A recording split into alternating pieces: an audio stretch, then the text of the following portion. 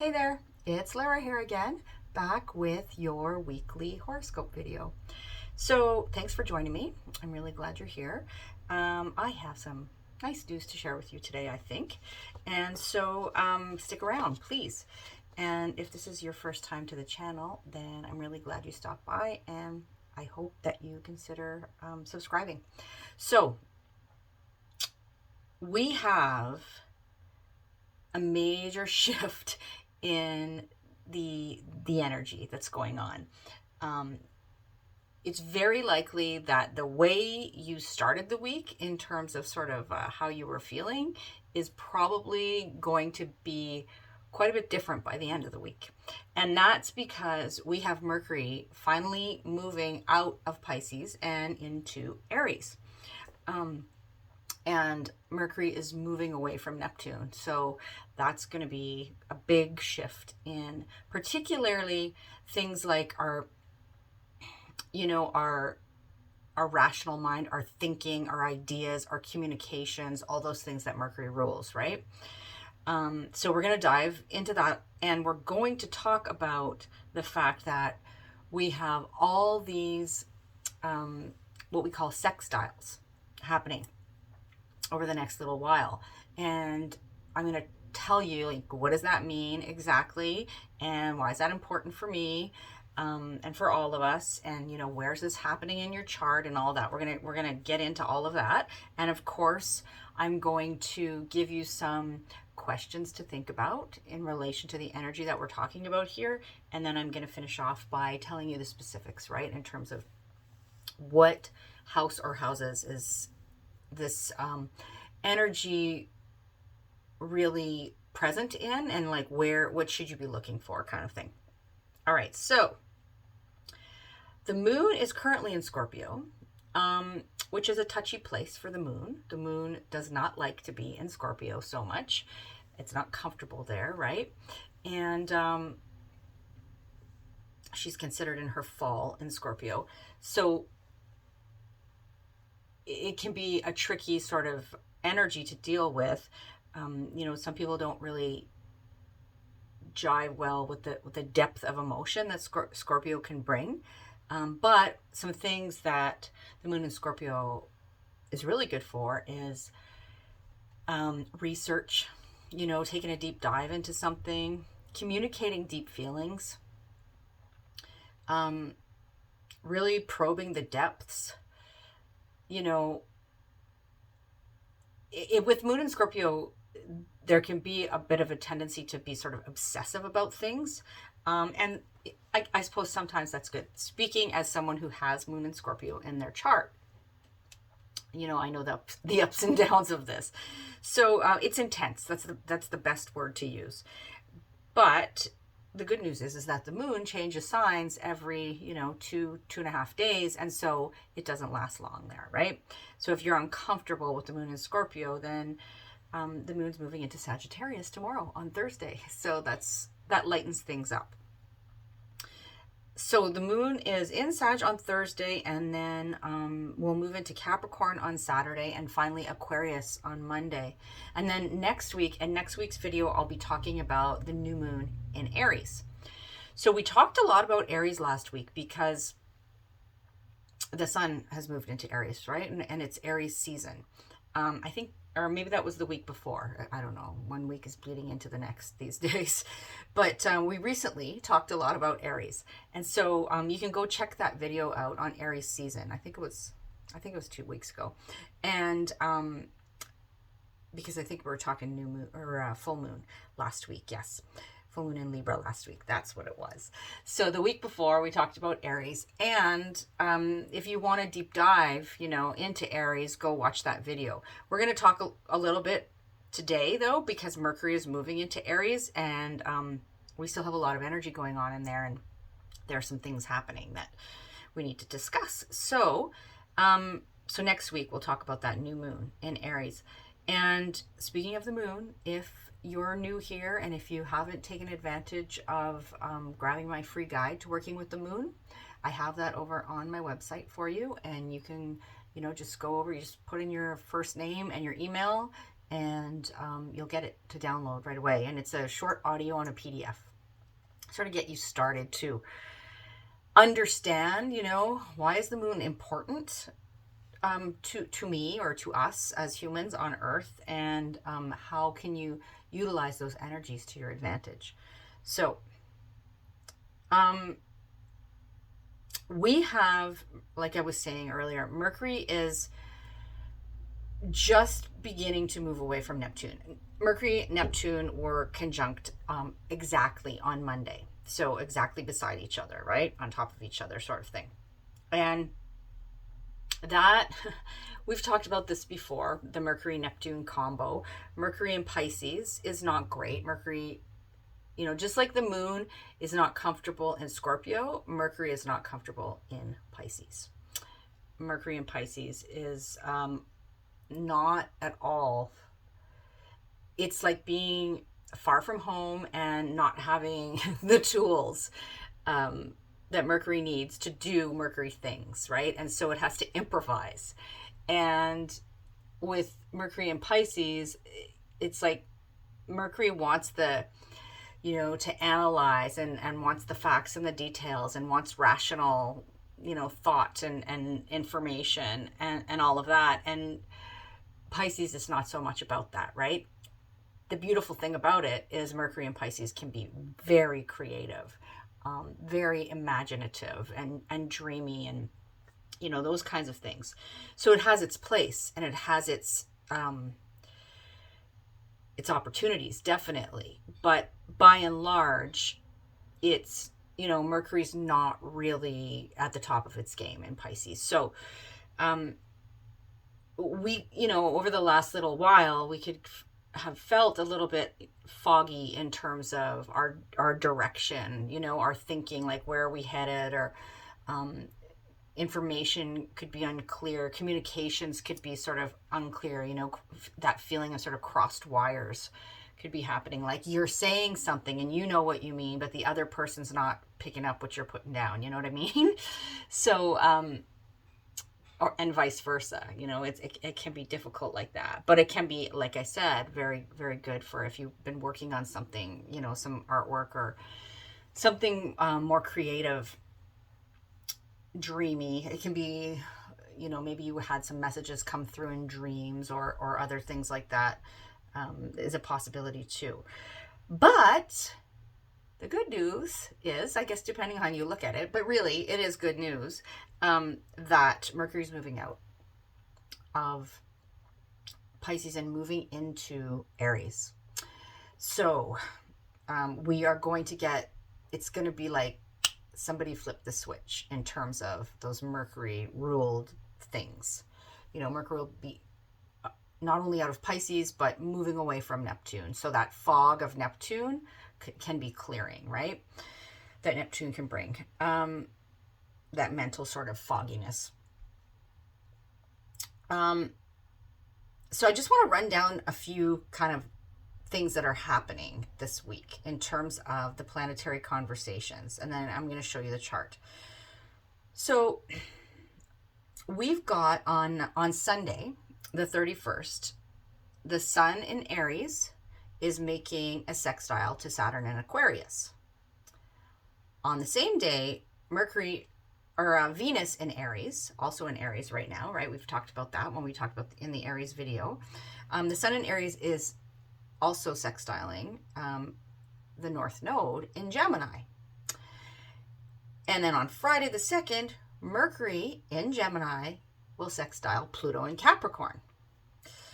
Then on Saturday, Mercury moves into Aries, woohoo! And on Tuesday, the 6th, Venus in Aries will sextile Mars in Gemini.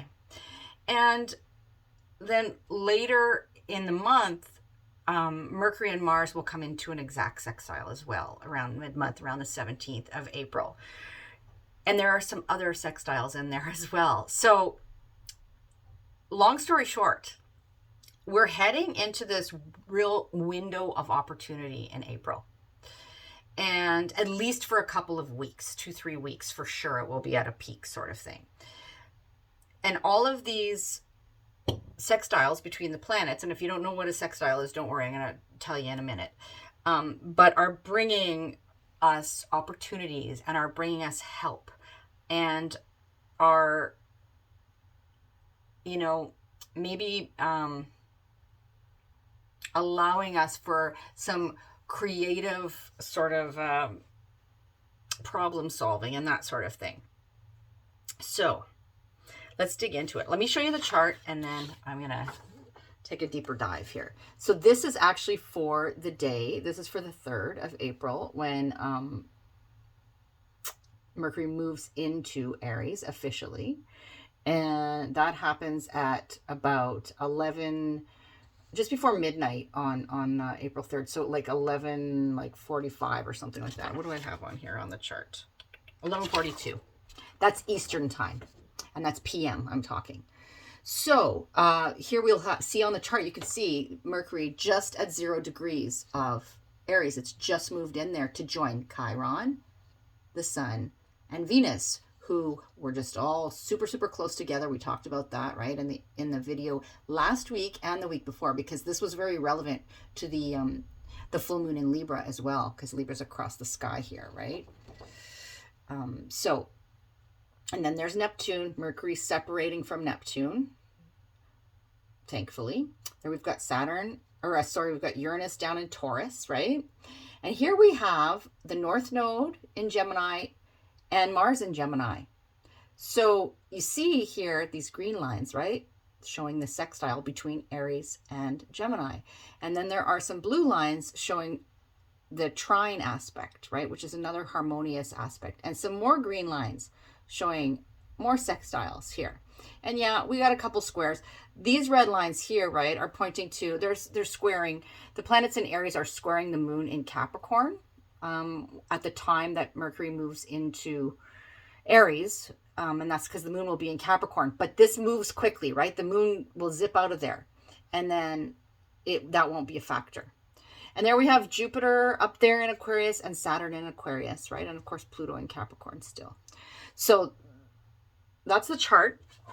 All right. So Mercury moving into Aries on the 3rd. First thing I said to you was there's a window of opportunity here, right?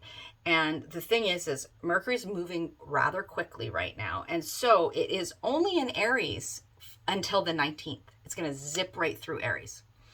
And on the 19th of April, it will move into Taurus on the same day as the sun enters Taurus. And we'll feel a slowing down. And Venus moves into Taurus on the 14th, so a few days ahead of the sun and Mercury. And then at the end of April on the 23rd, Mars, who's in Gemini right now, right, moves into Cancer. And so that's why I'm saying there's this sort of window of opportunity going on over the next few weeks. So it's like, for the next few weeks, Carpe Diem, that saying, seize the day. And like I said, it's like, we're going to feel like somebody flipped the switch. And, there's some of that has happened because, there's these planets already, like we've got Chiron, the sun, and Venus already in Aries. So there is some of that heat that's been building and some of that initiative, but our mental faculties, which are a big part of who we are these days, right? And how we live and what we need to move through the world, have been a little bit offline when they've been in Pisces. And so that's going to feel like somebody, like I said, flipped the switch. And we can feel like there's that sudden burst of initiative. Aries is a cardinal sign, right? The cardinal signs initiate. They are the signs that mark the beginning of the 4 seasons. And so there is this impulse to move forward and to take action, right? Especially in Aries, to take action, to go for it, to really like do what needs doing and to go after what we want. So, and it can also be like something that felt really sort of cumbersome and more difficult, and like it was just going to take too much effort, it was too hard to figure out, is suddenly seems figure outable, to borrow a term from Marie Forleo. You know, you feel the drive to tackle it, at least. Mercury in Aries is like a quick mind, a sharp tongue sort of thing. Really, there can be fired up and direct conversation and communication and thought and, you know, swift mental reflexes, that kind of thing. And, you know, the word of caution there is to just be mindful of, you know, giving somebody a tongue lashing, you know, without really thinking about it, or being too aggressive in your communications with people, or trying to be too pushy with your communications. You know, we don't want to be the stereotypical used car salesman kind of thing, if you know what I mean. And I'm not, no offense to anybody who sells cars. I don't mean it like that. But you know when you hear that phrase, a certain image comes to mind, right? So you don't want to be like really pushy, really aggressive, but assertive, definitely. Excuse me. So the thing is that one of the things I wanted to mention to you is that this can trigger, along with the other planets that are in Aries, and when particularly, you know, when the moon hits those planets over the course of a month, it can trigger the Capricorn area of your chart, which is where a lot of stuff was going on in 2020, right? We talked about that so much in 2020. And so, but now it can feel like something that was maybe so trying and bogged down and slowed down, maybe that sort of thing, can there can be an opportunity to figure that out, to finally make some headway, to think more clearly about it, to communicate more clearly, even to receive more clear communication. So you can think about that, what was going on, you know, in that Capricorn area of your chart last year. And then the other thing that's of note here is that Mercury in Aries and Mars in Gemini are in what we call mutual reception. So what does that mean? Well, Gemini is Mercury's sign, and Mars is, or Aries is Mars's sign. Sorry. so got Mercury, Neptune messing with my mind here in Pisces. Anyway, so they're in mutual reception. So that means that the planet, right, that's ruling each of the signs is they're in each other's sign. They're kind of like house sitting for each other, if you want to think of it in sort of more modern terms, right? Like they've done a house exchange. And yeah, I don't know if you've ever, this just popped into my head as things do. I don't know if you ever saw the movie, it's a Christmas movie, a holiday movie called The Holiday, with, what's his name? Jude Law and, what's her name? Oh my gosh, I can picture, not coming to me right now, but you know who she is. It'll come to me. Anyways, The Holiday. And anyways, they switched houses, and, you know, they both really got something out of it. It's kind of like that when we've got signs in mutual reception here. So they're helping each other out. They're taking good care of the other person's house, and they are,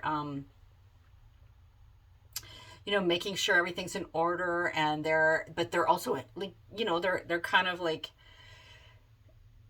they're getting help. So it's kind of like, you know, you have access to the homeowner, where it's like, oh, you know, how do you turn on the alarm, or what's the code for whatever, and you can just email them or text them. They've left you their information, and you can get that, you know. So there's this reciprocation that goes on, helping each other out, sort of thing. So that's what's going on with Mercury and Mars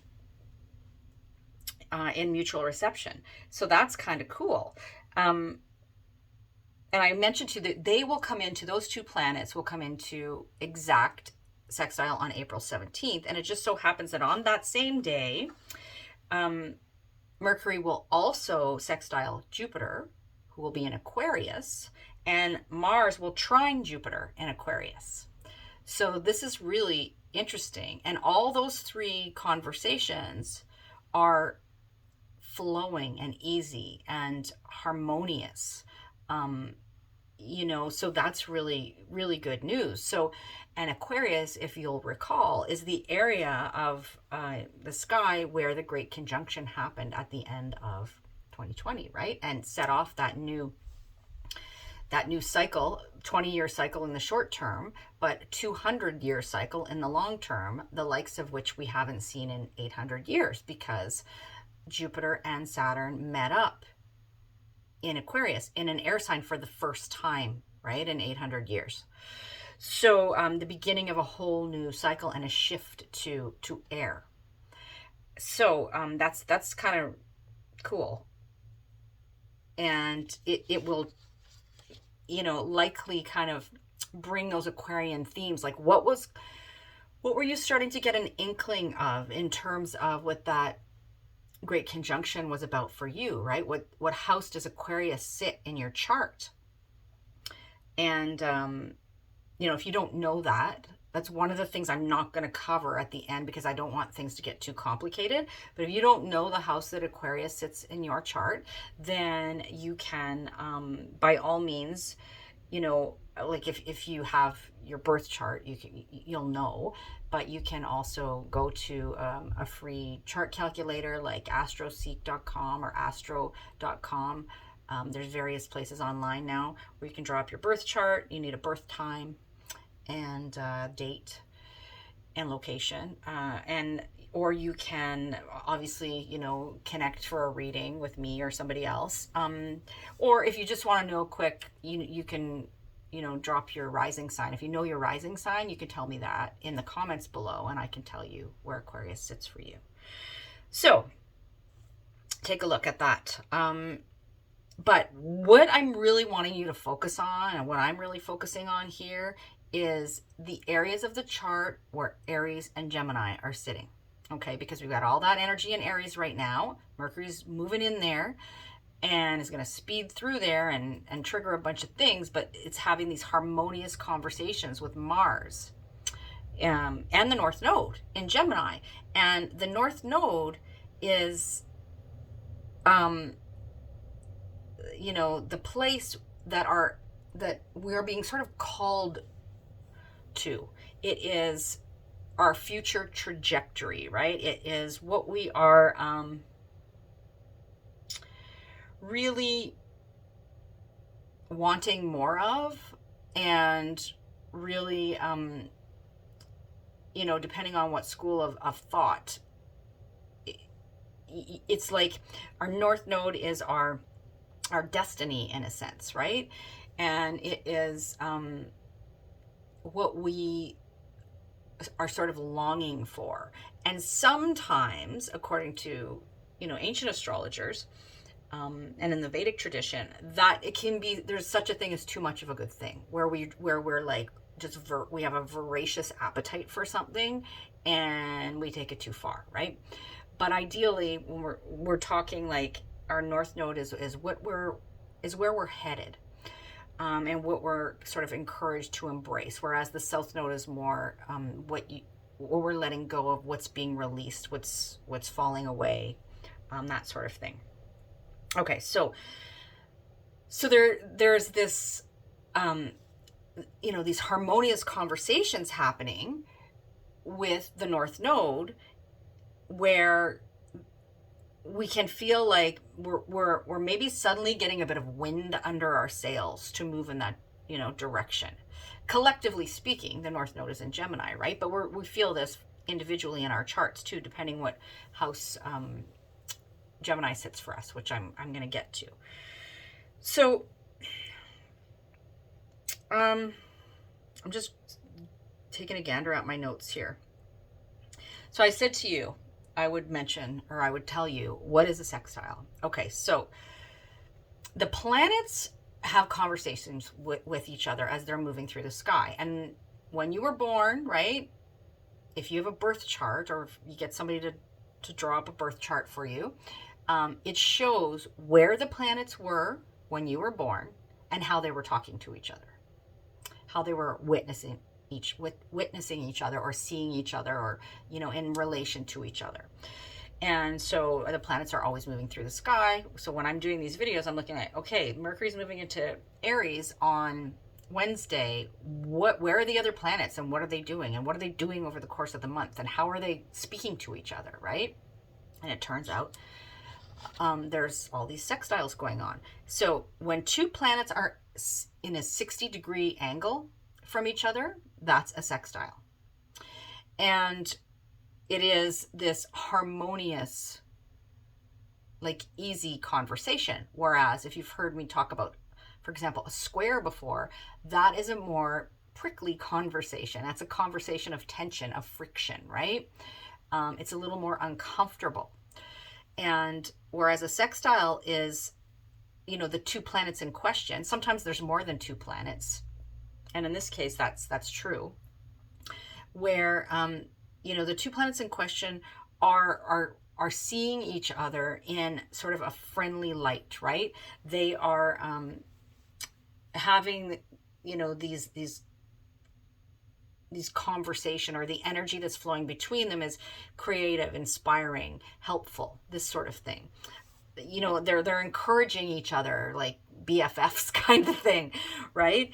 And the catch is, though, that generally with the sextile, you need to take some kind of action to reap the greatest benefits of this helpful opportunity, you know.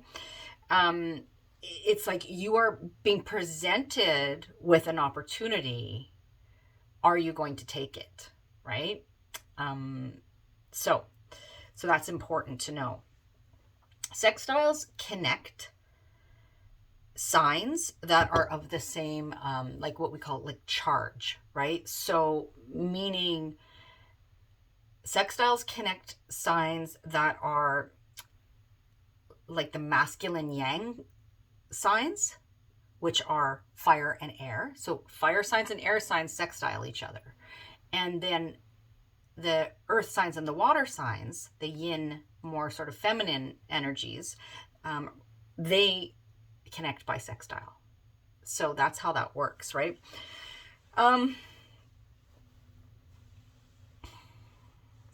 Sextiles can also bring helpers into your life, or potentially, you know, the opportunity for you to be the helper in some way, but in a way that feels like easy and friendly, and, you know, not too challenging, not like you're being forced to do it, or that it's really, really difficult to do. And I did say to you, you know, I'll just repeat, word of caution, when we're talking about Mercury and Aries energy in general, you know, Aries ruled by Mars, it can be triggery, to use a word. It can be too aggressive, you know, that sort of thing, too pushy, too eager. But just be mindful of that. But the thing is, there are, you know, it's all these sextiles that are happening, and the sextile to its ruling planet, right, suggests, because Mercury is in Aries, so Mars is in a sextile, right? And Mercury, like the mutual reception thing that I was talking about, it's like they're more likely to work together. They're more likely to harmonize. So when Mercury in Aries and Mars in Gemini are cooperating, the cooperation is like between our ambition and our drive and our sense of urgency and our sense of identity and self, right? Those are all the Mars Aries pieces, and our sense of curiosity and ideas and communications, which is the Mercury Gemini piece, right? So those are the things that are really in harmony with those two planets and those two signs. And keeping in mind, like I said, there are other, the sun is still there too, and Aries, and Chiron's still there, and Venus is still there, right? And those planets all play a role, but what I'm really focusing on mostly is the upcoming Mercury Mars piece. And I know it's not going exact for a little while, but next week I want to talk about the new moon in Aries. So I wanted to address this, and I wanted to address it now to give you a heads up, because it's, like I said, Carpe Diem, right? So think about what's going on here. So I'm going to give you some questions right now to consider that can help you seize the moment and seize the day and seize the opportunity. All right, so you can either grab pen and paper, write these down, or I'm going to put the timestamps. You can come back to it later, whatever works for you. All right, here we go. So question number 1, where is opportunity presenting itself in your life? Right? And next question, what are your instincts? What are your gut instincts? Don't forget that the gut is like a second brain, right? Like the gut, the heart, the head. They're 3 brain centers sort of thing in our physiology, in our bodies. But what are your instincts communicating to you? So what are your instincts? That's Mars, Aries. Communicating to you. That's Gemini, Mercury. About a situation or an opportunity, that sort of thing. Next question. Where do things feel like they're suddenly coming together? Possibly in an area of your life that may have felt stalled or frustrated, particularly in 2020. And how can you capitalize on that? Remember, just a quick interjection here, that Mars was in Aries in 2020 for a very long time. It was in Aries for 6 months because it retrograded there. And so it covered a lot of ground. And, it's like, it can feel like now we're really seeing some forward momentum there. All right, next question. Look for the helpers.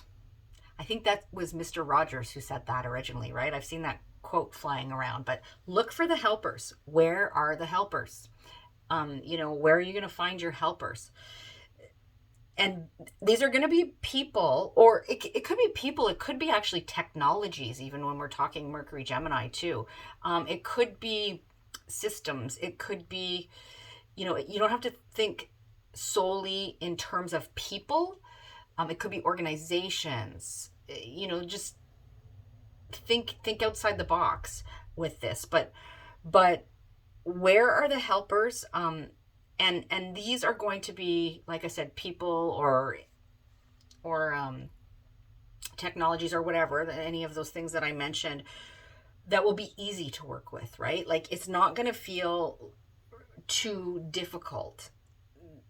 They have a shared goal or a shared vision, or there's this creative synergy between you and them, or it, or whatever. Okay, so next question. How can you help someone in a way that feels easy to you? So not like you're being the martyr, not like you're bending over backwards and wearing yourself out doing it. There's a lot of energy in Mars right now. So there is a potential for us to just like be so, like spinning so fast and running so fast that, we have to be mindful that we check in with ourselves and we don't completely wear ourselves out, right? Because there can be a lot of activity going on for the next few weeks. So look for opportunities to help others that feel easy, that feel like maybe creative collaboration in some way, that feel like friendly, right? And inspiring, that sort of thing. All right, next question. What ideas, so that's Mercury, can you put into action, Mars, quickly and easily? So here I said, I just jotted down a note, don't be shy to go for the low-hanging fruit, right? to start, like small, quick steps or actions that feel like wins, that feel like quick wins. Don't be afraid to do that. You can always expand on it later. You can always take it further, but doing something that feels like you accomplished something, it doesn't have to be a big giant thing, because when you put all those smaller pieces together, in the end, you can look back and realize that, you actually made something, or you did something, or you accomplished something significant, but you did it in small steps, right? All right, a couple more questions. Here's the next one. How can I make sure that I'm communicating my needs, my desires, my ideas, my offerings with clarity and with confidence, but not with aggression, right? Like I said, don't be the pushy car salesman, that sort of thing. All right. Next, last question, actually, before I take it through the signs. What balls can I drop, even temporarily, in order to make the most of what's really calling to me right now, right? Seize the opportunity. Sometimes in order to seize an opportunity, we have to be willing to let some things slide, or to put some things down, at least in the short term. And so are there things, are there balls you can drop without too many consequences? Are there things you can put down that you can wait to put off till later, to focus on what your instincts are really telling you is important right now, and what the opportunities that are presenting themselves in this Gemini Aries area of the chart, with potentially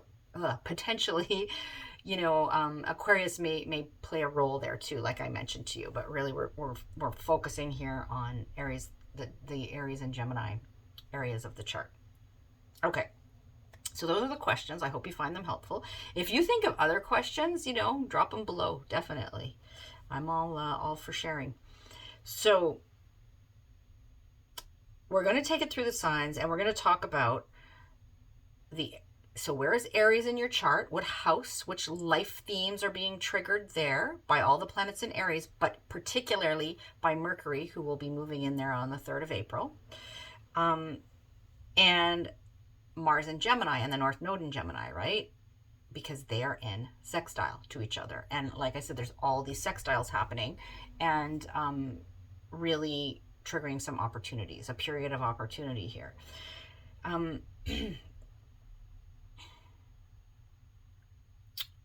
There was something else I thought I wanted to mention to you before I do this. Just give me one little quick second here and see if I can.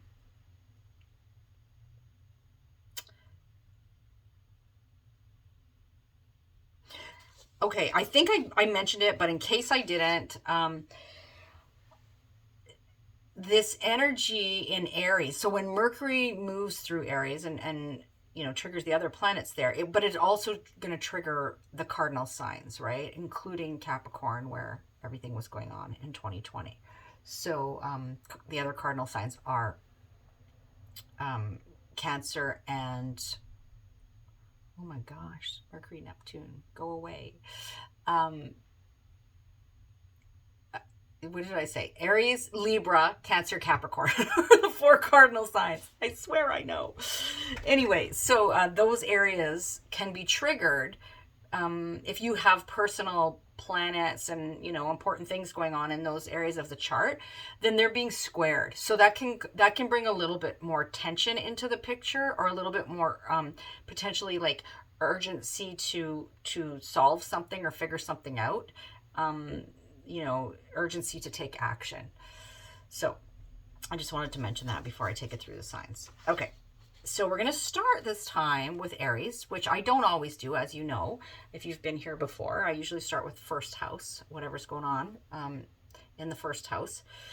And I want to remind you that when you're listening to these horoscopes, listen first and foremost to your rising sign, if you know it, your rising sign or your ascendant, which means the same, essentially. And because that's going to be the most sort of obvious or literal interpretation, particularly when we're talking about a general forecast, right? I'm not looking at your particular birth chart to know all the details. So this is a general forecast. So listen for your rising sign, then but also listen for your sun sign and your moon sign, because those will be added layers of information for you, for sure. Okay, so we're going to start with Aries, and remember to listen to the intro, because otherwise, if you just click on your sign and you just listen to the small piece I'm going to say here, it just doesn't really, there's no context, and think about the questions that I posed. So Aries, for you, obviously, Mercury is in your sign, is moving into your sign as of April 3rd, right? You're still in your birthday season. If you're an Aries sun sign, you've got Venus in there, you've got Chiron in there. We've been talking a lot about what's going on in your sign in the last 2 videos. So if you didn't see those, definitely go back and listen. And next week, we're going to be talking about the new moon that's happening in your sign, which may really feel like a, fresh start for you. But we have Mercury and the other planets, but Mercury moving into your sign, and then we've got Mars in Gemini and the North Node in Gemini in your 3rd house. So the conversation is flowing between 1st house themes of self, identity, personality, body, physical vitality, like how you project yourself out into the world, how the world perceives you, how you come at the world, sort of thing. And like even physical appearance is 1st house, those sorts of things. Flowing conversation between the planets there, including Mercury and Mars and the North Node in your 3rd house of communications, of, how you communicate, of what's going on in your immediate environment, what's sort of circling around you. And that includes like the people that you interact with on a regular basis. Oftentimes we think of siblings. This was the house of siblings in traditional astrology. Siblings, so it can be siblings, cousins, neighbors, friends that feel like family, peers, teammates, that sort of thing. Also, your style of communicating and thinking is 3rd house. 3rd house also speaks to things like commerce and marketing, in our modern day, and learning, teaching and learning of a, we're talking about sort of like the earlier years. So elementary school, high school, early learning, or learning the basics, like a 101 kind of thing. So it encompasses a lot of topics, and it is the natural home, actually, of Mercury, because it's the natural home of Gemini. So there's some flowing conversation going on here, and some real opportunity for you when it comes to these 2 areas of life. And that can look like a number of different things. You may find helpers that are, in the form of people like siblings or peers or friends that feel like family. You may find helpers in the form of some kind of technology or communication tool that's allowing you to put yourself out there in a way that feels good, and harmonious. This could be, some opportunity for working creatively, on like a website even, or on your wardrobe, or your, refreshing your look. It can be,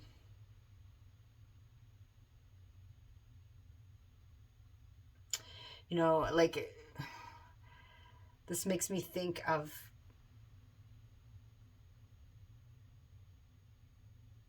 if there may be opportunities here if you're somebody who teaches at those levels that I mentioned. there may be some opportunities there and some help on offer, or some ways are presented to you to get creative there as well. I'm trying to think if there's some kind of like a marketing opportunity might come your way. You know, if you're somebody who has like your own business or something like that, and you are looking for help with that, then there's a possibility that could arrive. So, you know, carpe diem, like I said. So those are just some ideas for you to chew on, and but it's those first house themes in harmony with the third house themes that are going on for you. All right, so I'm going to move on to Taurus now. Taurus, you have Mercury and Aries in your 12th house, and Mars and the North Node in the 2nd house. So these are the two areas for you, the two areas of life that are working in harmony, that there may be some opportunities that arrive, that helpers may show up, or you may be able to be of help to somebody in a way that feels good. These sorts of things that we talked about in the introduction, right? And through those questions. So definitely listen to those. So the 12th house speaks to themes of solitude and rest and relaxation and anything that sort of goes on behind closed doors, right? Behind the curtain, so to speak.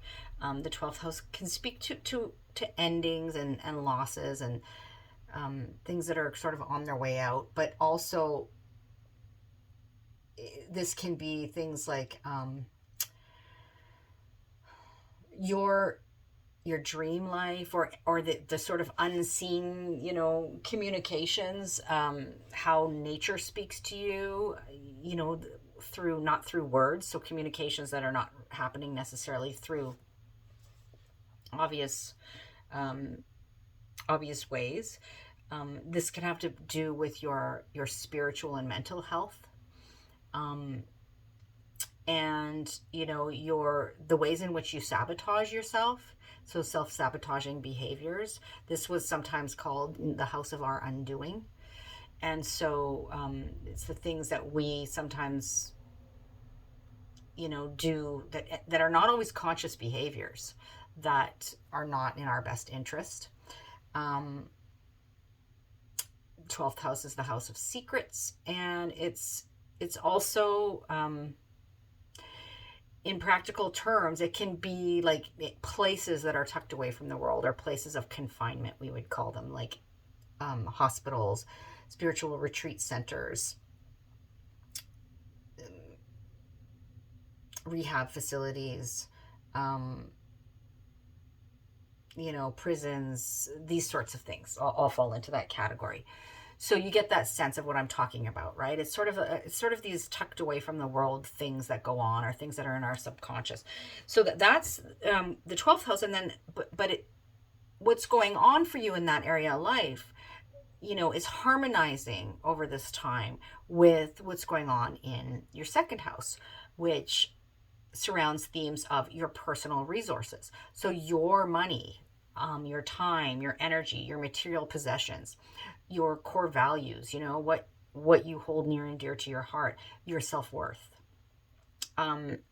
So, you know, how you get your needs met, that sort of thing is all very 2nd house. And so there's something going on in those two areas. There's an opportunity for you to seize. There may be help in the form of, let's think here. One scenario that comes to mind is like, you know, perhaps you've been hoping to do some kind of rehab, and you didn't have the money.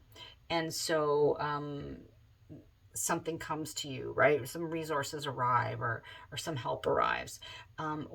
This could be, you literally have a dream about something that could bring you some cash, right? Like some opportunity that you could take, or something you can do that will bring you more resources.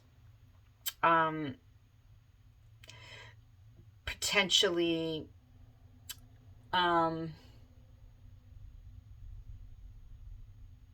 there could be some real sort of active planning of maybe taking a retreat or taking a rest or something like that. There can be a lot of busyness that's going on in, like, something that just came to mind, like maybe you have been thinking about, or you are in the process of doing something like starting some kind of, spiritual course, opening a spa, running a retreat, something like that. And maybe because of COVID or whatever, those things, or various other reasons, those things have been stalled, and there's been blockages there. And now there can be an opportunity to move forward with that, right? And to get some help with that. So those are some things I can think of off the top of my head. This can be somebody behind the scenes helping you with your resources in some way, as well. So, these, like I said, these two areas, the 12th and the second house for you, are working in harmony over this time, right? And opportunity and that sort of thing. And again, let me just say, there may be an opportunity for you to help somebody. So maybe you're the one who knows that somebody really needs some kind of a help, or really wants to go on some retreat, or really wants to go to a certain place for some kind of like rehab or something, and you're going to be able to help them out with that, with your resources or something like that. Okay, so we're going to leave that there, Taurus, and we're going to move on to Gemini, where we've got Mercury and Aries in your 11th house and Mars in Gemini in your first house. So these are the two areas of life that are in this harmonious relationship over the next few weeks, particularly as Mercury moves into Aries on the 3rd, right?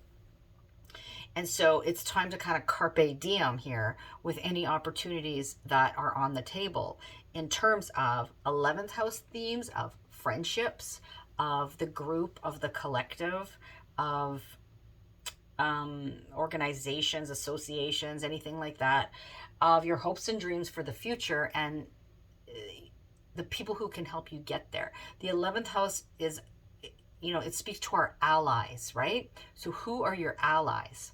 And then the first house is about you. It's about yourself. It's about your physical vitality and well-being, in that sense. It's about your physical appearance. It's about how you come at the world, how the world perceives you, how you really, like your personality sort of thing.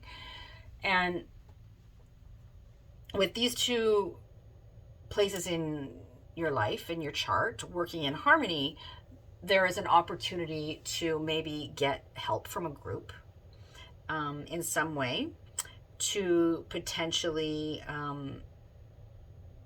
friends may show up that are on your side, alliances may show up that can help you in some way, maybe deal with your physical being in some way, or in how you are seen by the world. The first house encompasses the self, right? So that's a lot. It's hard to articulate, but it's essentially what I'm getting from this 11th first house interaction here is that there's it can be you taking action, maybe to reach out to a group who can help you, or that you can help, or something involving friends and you as an individual, people helping you with your hopes and dreams. You could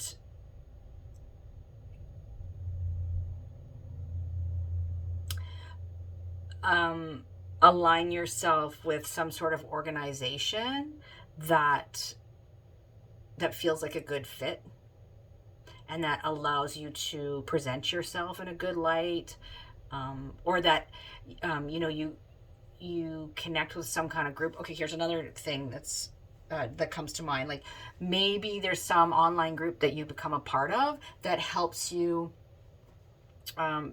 feel better in your body in some way. That's a possibility, right? Or you start something like that for other people. That's a possibility. So, okay, I'm going to leave that there, Gemini. Lots to consider. Listen to the questions and to the intro, and I'm going to move on to Cancer now. So, Cancer, for you, you've got Mercury and Aries in your 10th house, and Mars and the North Node in Gemini in your 12th house. And so for you, these are the two areas that are working in harmony over this time, right? 10th house, 12th house. The 10th house is your career, your worldly ambitions, the legacy you wish to leave, your relationship to authority and authority figures, your own authority even. It is about your public sort of life, right? And then the 12th house is this house that has to do with what goes on behind closed doors, what goes on sometimes in secret.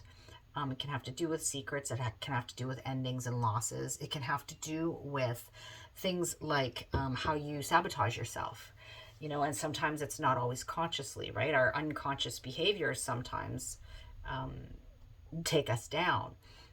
Or it can be the 12th house speaks to the unseen world. So your spiritual life, even spiritual wellness, mental wellness, dreams, communications with the other side, if that's something that you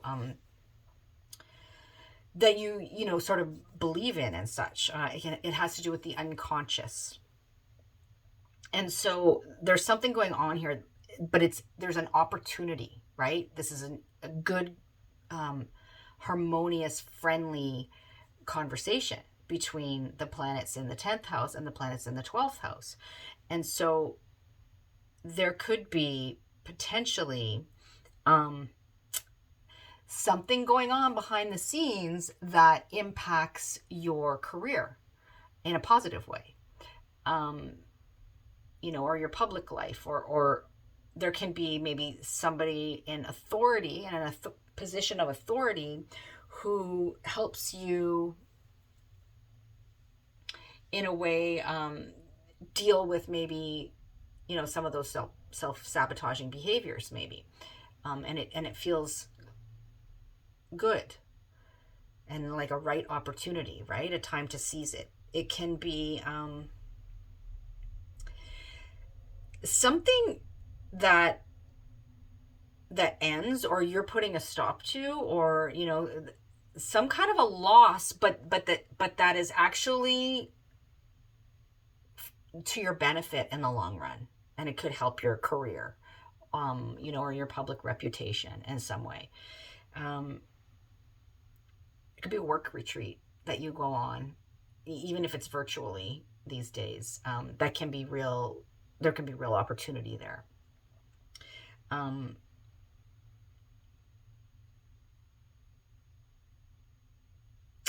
just thinking any other scenarios that I can.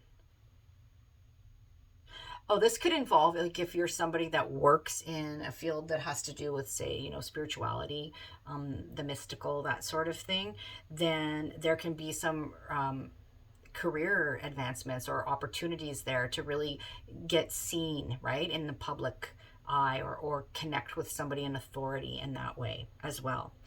So, okay, I'm going to leave that there, Cancer. Definitely, please do go through the questions and the intro to help you put this into context, and we'll move on to Leo. So Leo, for you, we've got Mercury and Aries in the 9th house, and Mars and Gemini, and the North Node in Gemini in the 11th house. So it's the 9th house and the 11th house that are harmonizing over these several weeks. And especially when, Mercury moves in there on the 3rd of April. So the 9th house has to do with your worldview, your belief system. It has to do with things like getting your message out, publishing, teaching. Oh, goodness. I think the power just went out briefly. Pretty windy out there. So teaching and learning, but this time, as opposed to the third house, which is across the chart from the ninth house is more about higher learning, higher minded things. It can be about advanced programs like postgraduate, but it can be about college, university, teaching and learning on those levels. It can have to do with any kind of program that is beyond the basics, in a sense. Can be ninth house. Ninth house is about foreign people and places, like cultures that are different from yours and what you can learn from them. It's about long distance travel or travel that we take not on a regular basis. So all of those things can factor in. And people that are at a distance, that sort of thing. And then 11th house, which has to do with friendships and groups and organizations, clubs and associations and allies, right? Alliances, people that can help you get where you're going in life, or where you want to go in life, I think. Sorry, yep. Just realized that when the power went out, it turned off a light that's behind me here. So hopefully that's a bit better. Sorry about that. Anyway, so I see here that maybe there's some alliances forming with people who are at a distance from you, right? It can be people at a distance, like who don't necessarily live in your community or your area. There may be some helpers there, some people that are your allies. This can be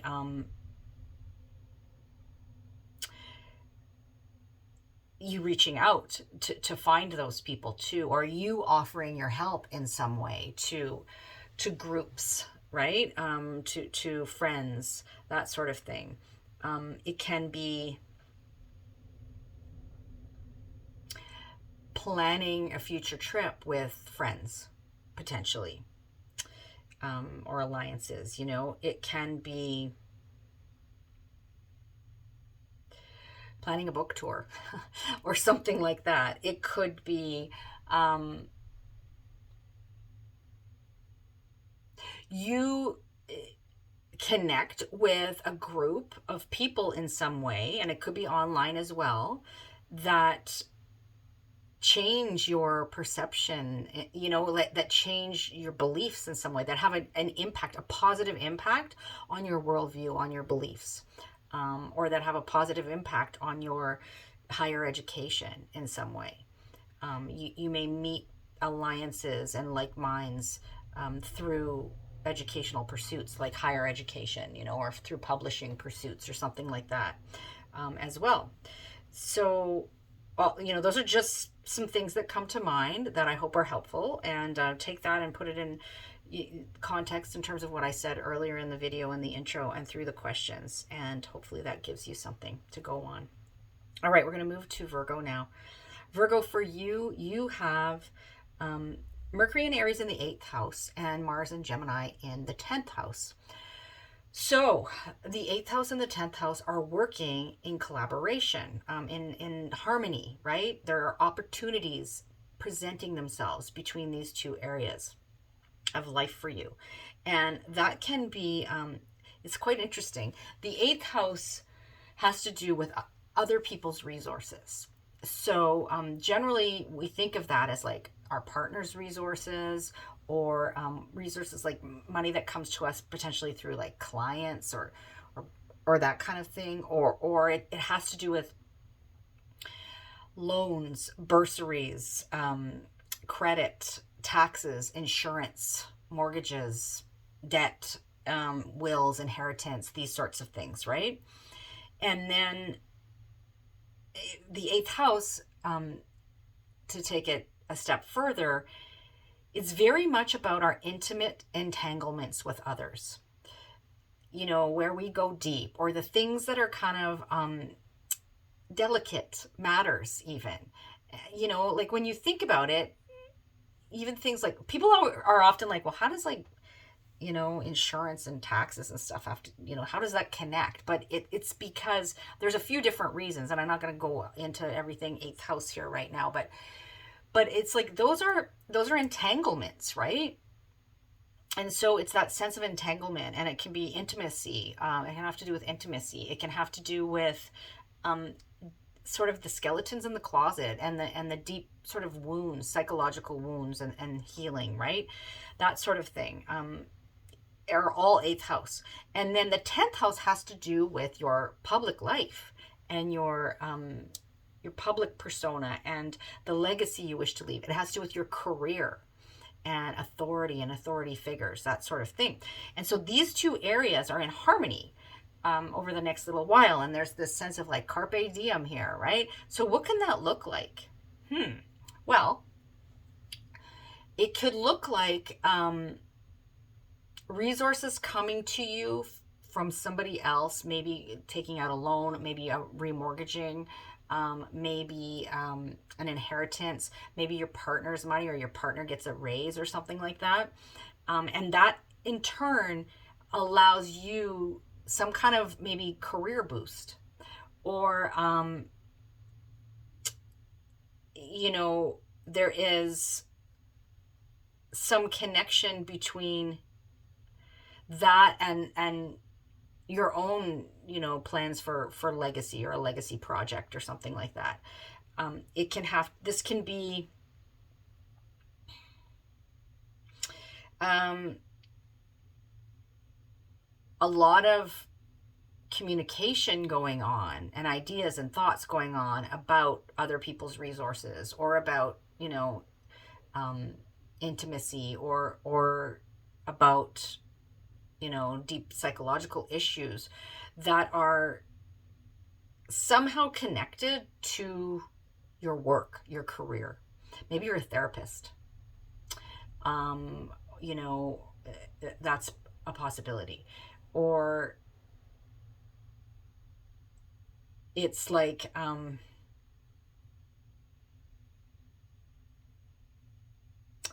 there's, I don't know, some sort of authority figure from your life, gives you some money, or something like that.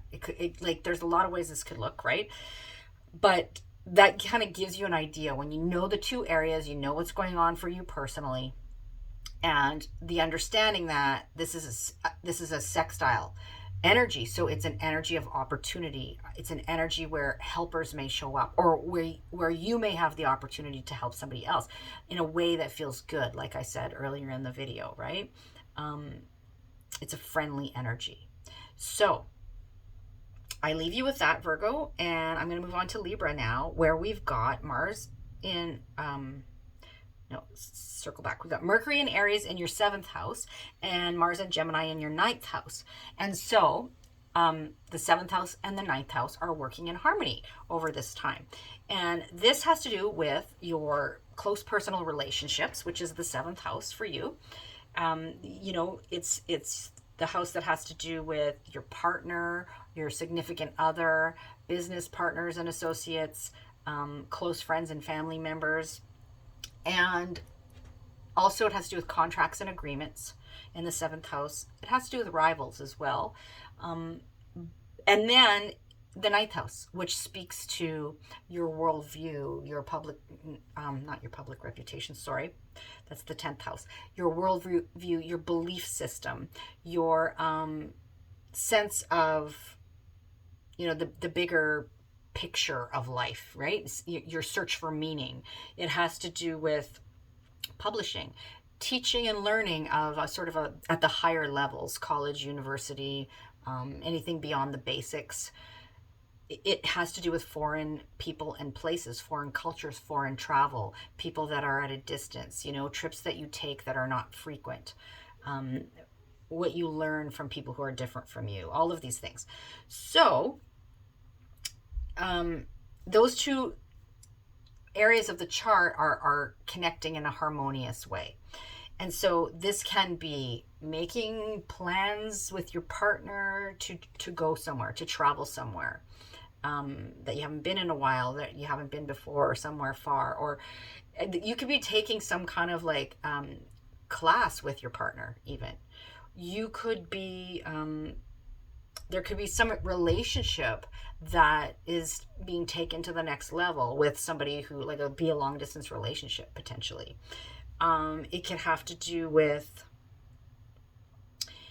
you know, even meeting somebody, or, you know, looking for the helper, like I said in the intro, who can help you in a way with some kind of higher learning program, or publishing project, or something having to do with travel. It can have to do with a lot of communication going on about these things, about travel, and about higher learning, you know, and about, you know, philosophizing, those sorts of things, right? And generally related to people that are close to you. There can be some kind of like maybe you're signing some overseas contract or something like that. That's a possibility too, right? That or your partner is. Like things, when we're talking seventh house, it could be things that are going on with your partner that are impacting you, but keeping in mind it's in a harmonious way, right? So or you maybe, your partner may be the helper in this situation, you know, that kind of thing. So, okay, we're going to leave that there. Definitely listen to the questions in the intro, and we're going to move on to Scorpio. So Scorpio, for you, the 6th house is where Mercury in Aries is sitting, and the 8th house is where Mars in Gemini is. So those two areas, 6th house, 8th house, are in harmony over the next few weeks, particularly as Mercury moves in, to Aries on the 3rd of April. And so for you, we've got themes of health, of, you know, health and illness is the 6th house, along with your daily work, like the daily grind, the checking off the ticky boxes, the work you do on the day to day, whether it's paid or unpaid. You know, it could be the work you do at your job. It can have to do with like subordinates or those kinds of relationships. It can have to do with pets. It can have to do very much though about you know, issues around wellness as well. And so that house, and then the 8th house, which has to do with other people's resources, time, money, energy, you know, things like taxes, insurance, mortgages, wills, inheritance, debt, all of that. Even business income, sometimes like money that comes to you through clients, is 8th house. And it's also, it's our intimate connections and our entanglements with others, right? I like to use that word entanglement when I'm talking about the 8th house. It's very fitting, I think. And as somebody who has a stellium of planets in the 8th house. So, and also it can have to do with the sort of skeletons in the closet, right? And those psychological wounds, and the healing process and that sort of thing. So, and the sense of transformation as well, right? That cycle of death and rebirth. So, what is this looking like for you, Scorpio? Obviously, you know what's going on in your own life best. So you can take these themes and you can go, what do I see that's relevant to me in the 6th house that I just spoke about, and the 8th house, and how, like, what opportunities are arising here? What opportunities can I seize? Where are the helpers in this situation? How can I be of help in this situation, right? So this can look like things like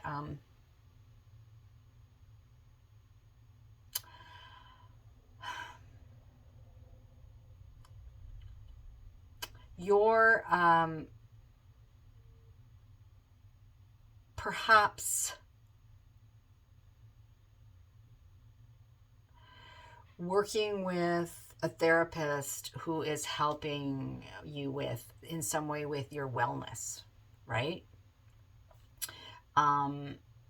Or you're dealing with some issues that, like, can be some sort of deep-seated issues that are having a positive impact on your work life, like the day-to-day work life, or your wellness. It can have to do with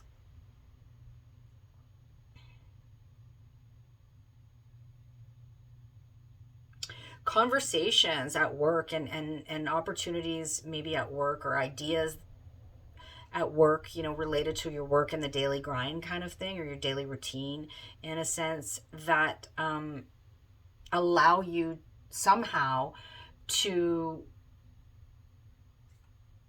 benefit from other people's resources. Or other people's resources in some way are helping you with your health or with your work, your daily work. So this is a really weird thing, but you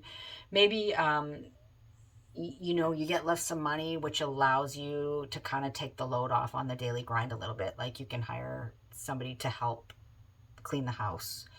I know that sounds silly, but it's in reality a potential, something like that. It can be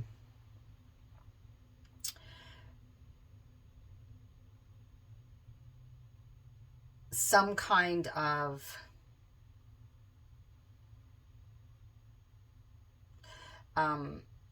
you can get a loan, like a loan, a business loan or something like that, that helps you with work, right? That's possible as well. You can be somebody who is potentially I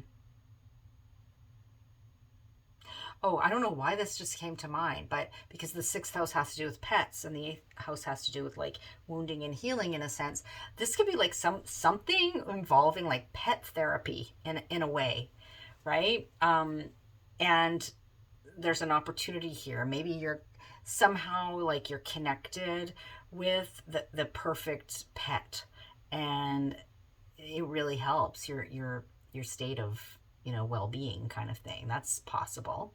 I'm struggling obviously because the 8th house is very complex, and it's sometimes hard to articulate. It's it's this house of entanglement, right? It can be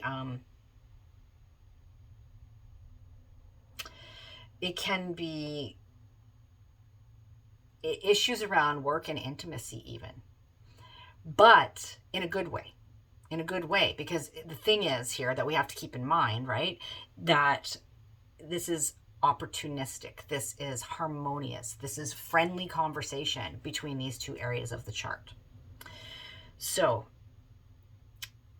that's what I'm gonna leave you with that. And definitely, Scorpio, listen to the intro, listen to the questions. That's going to help you root down here into what this is all about for you, and to Carpe Diem in the best way possible for what's going on for you right now. So okay, we're going to move on to Sagittarius. Sagittarius, for you've got Mercury and Aries in your 5th house and Mars and Gemini in your 7th house. So 5th and 7th working in harmony. 5th house of children, pleasure, what sparks joy, hobbies, creative interests, your sense of individual self-expression, and how you shine your light kind of into the world. And then 7th house is your close personal relationships, and your one-to-one relationships with people that are your significant other or partners in some way, business partners, close friends and family members, having to do with 7th house also has to do with contracts and agreements, and it has to do with rivals as well. But this is a harmonious conversation, so there could be friendly rivalry going on here, that's actually beneficial. But there could also be something going on with you and your partner regarding children. People could find out they're pregnant, and that's welcome news. Or some kind of fertility issue you've been dealing with. Maybe you maybe get some help with that. Or it could be things like your children, having just really nice, more harmonious relationship with your children during this time, or with children that you work with in some way or are associated with in some way. It can be very active, a lot of activity going on with all this Aries energy, but it can feel, like a good opportunity to seize. This can be a business partnership in some way that revolves around creativity, creative collaborations. It can be or something involving children, like if you work with children, or you're in a business partnership that and your business has something to do with children, right? Or with childbirth in some way, or with creativity or hobbies or sports is fifth house as well. So those are all possibilities. And that's, that's one of the easier ones to articulate, fifth, seventh house, working in this harmonious way. And so I think that gives you lots to go on, Sagittarius. Definitely listen to the intro and listen to the questions. And I'm going to move on to Capricorn now, where Capricorn, for you, this is happening, Mercury and Aries in your fourth and Mars and Gemini in your sixth house. So for you, this has to do with, again, it's harmonious here, right? When we're talking about all these sextiles that are happening, and this harmonious conversation between what's going on in Aries and what's going on in Gemini. So for you, fourth house is home, family, roots, place of living, real estate, emotional sense of security, mother figures kind of thing, and sense of mothering. And then, so that's fourth house where Mercury and Aries is. And then in harmonious conversation with things that are happening in terms of your health and wellness, in terms of your daily work, right? And the routine, your daily work routine, whether that's paid or unpaid work, checking off the ticky boxes, stuff that we have to do every day, or as a routine sort of thing. Pets is sixth house.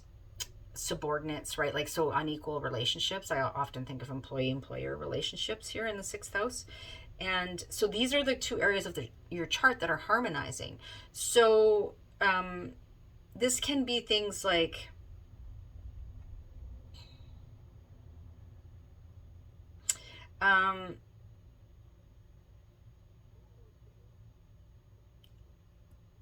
your this came to mind. Maybe you're building some kind of like home office or something like that. And it's going to go smoothly and feel like it was the right thing to do and feel easy. And maybe you're going to get some help doing that in some way. Something sort of on the home front in terms of your home and your place of living. This has a bit of a work from home vibe to it between the fourth and the sixth house, particularly in this situation that we're in right now, or work on home even. That can be feeling a little bit easier right now than maybe it has, that sort of thing. It can be taking action to deal with some sort of health issue that is helping then your sense of emotional security, or that is feeling, allowing you to just feel more kind of comfortable. It can be like another thing that comes to mind, I said home office, can be like home gym, setting up a home gym, and that's going to be something that's beneficial, or something like that, right? It can be the routine maintenance that needs to be done around the house goes easier, and you find people to help you with that, or you are the helper in the situation, like I said in the introduction, in a way that doesn't feel like it's too taxing and that sort of thing. It can have something to do with parenting and parents, particularly the more like sort of mother figures, or the sense of mothering, and something that has to do with maybe helping with the daily routine, maybe helping your mom or something with the daily routine in some way, or health issues that have been going on, and there's an opportunity to maybe get some good news about that, or take some positive action or something like that. is possible as well. So I think I'm going to leave that there. So taking, fourth, sixth house themes that I spoke about, knowing that they're working in harmony over this little while. So listening to the intro for all the context and, filtering that through, like what's going on in your own life and how can you seize the opportunities there, right? So that's for you, Capricorn. Next, we're going to move to Aquarius. Aquarius, for you, you have Mercury and Aries in the 3rd house and Mars and Gemini in the 5th house. And so 3rd and 5th houses are working in harmony over this next little while, right? This is where the opportunities are. This is where you want to carpe diem, like we talked about in the intro. And so 3rd house is your communications. So the message is exchanged back and forth. It's your style of communicating. It is, your ideas and your thoughts and your self-talk even. 3rd house is siblings, cousins, neighbors, peers, teammates, the people in your neighborhood in close proximity. It has to do with short travel, like short jaunts kind of thing that you make, often more frequently.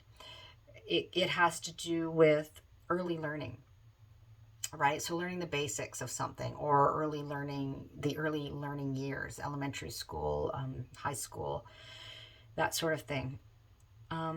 So yeah, that's commerce and marketing fall into 3rd house as well. And so, there's things going on there, and then they're harmonizing with 5th house themes of children, of pregnancy and childbirth, of, children that you work with and are associated with, but your own children as well, or aspirations for that, or themes around that in some way. Themes of creativity, right? Like your own creative self-expression, how you shine your light out into the world. What brings you pleasure and joy, how you have fun, hobbies, sports. These kinds of things are all 5th house. And so there is a harmonizing going on here, and opportunities present themselves, right? So potentially things like easy flowing communication about, children in some way, or with children in some way. It can be finding, or, some sort of communications that are happening that have to do with some kind of hobby that you have, or some kind of sport that you play, or about pleasure, planning some fun things to do. Perhaps there's a lot of communication going on there. This can be communication about some sort of creative project. It can be, some short little trips that you take for fun, that feel really good, and that feel harmonious. And there can be like helpers there, right? And so people that are making that easy for you, or people who you're enjoying their company, or people that you are able to help in a way that feels good to you.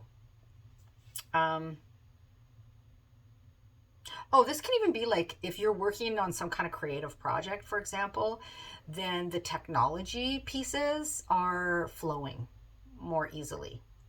The communications, the marketing, the commerce. If you're doing something creatively that you want to put out there, this can be a good time for that, and help can arrive in a number of forms for you to do that. So, okay, I think we're going to leave that there. Aquarius, that gives you lots to go on, and listen to the intro and the questions. And we're going to go last but not least in this case, and that is Pisces. So Pisces, for you, this is happening in your 2nd and 4th houses. Mercury and Aries in your 2nd house, Mars in Gemini, and the North Node as well in your 4th house. So this involves harmonious themes, or harmony between the themes of your personal resources, your time, your money, your energy, how you get your needs met, your sense of self-worth, what you value, and your home, your family, your roots, your place of living, real estate, your sense of emotional security, mothering and mother figures, that sort of thing. So these two things are flowing, right? These two areas of life are flowing for you. Could be quite busy, but there is opportunity here, right? So this can be making from like new ways to make money working from home, or just like working from home is bringing you in more money than you like in an easier way than you imagined. This could be you've got the resources, your personal resources, to put into some kind of home improvement. This could be buying a house. This could be selling a house and making money. This could be, you know, just like remodeling in some way or sprucing things up in some way. This can be your help that comes to you to kind of boost your personal resources, and you know that then in turn can allow you to kind of take some action on the home front, or that can help allow you to feel more emotionally secure. It can be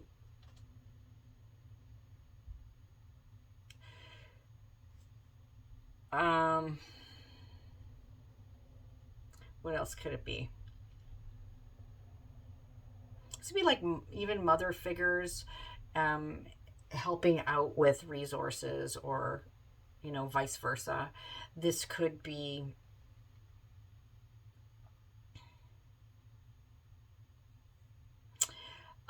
you getting some kind of a raise and that impacting your,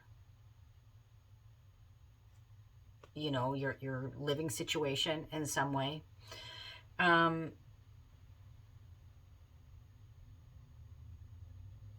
It could be